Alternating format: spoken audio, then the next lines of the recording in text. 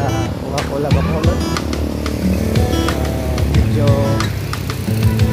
kapit ang trabaho namin ngayon, 2 araw na kasi naghahabol kami.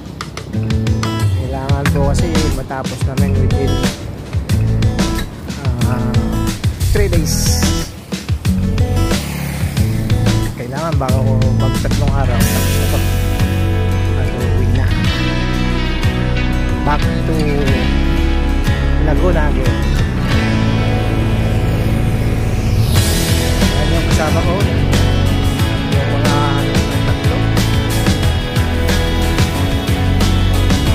Medyo gabi na.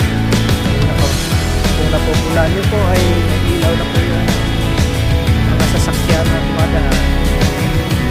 Bali alas 6 na po ng hapon. Lampas na alas 6.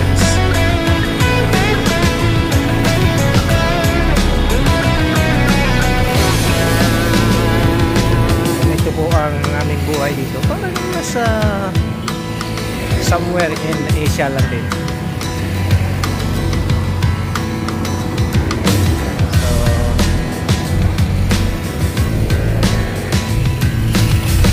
Yung boundary ng Coca-Cola. Sunod po niya, yung paligid niya na itubuhan na. Sa mga hindi po nakakaalam, ang Bacolod po ay almost 80% or 70% ay tubuhan. So, ito yung main products nila dito. Sugar. Maraming tubo. Po yan, puro bulaklak yan. Ito naman yung highway.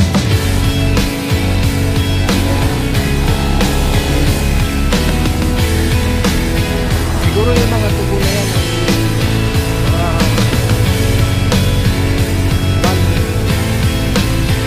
one year or 6 months after aanihin na yan. Ayan po, mga tubo na yan.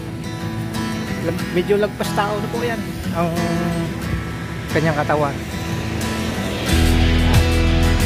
Ito po. Maganda rin ang dito, environment. Malinis, malinis na lugar, walang mga manginginom sa tabi-tabi ng daan, walang magugulo. Magandang lugar po. At ang mga tao dito ay palangiti. Kaya pala tinaguri ang City of Smile ang Bacolod dahil sa ganong katangian ng mga tao dito.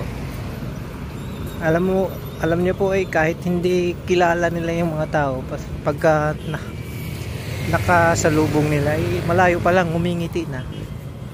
Yun po mga kababayan.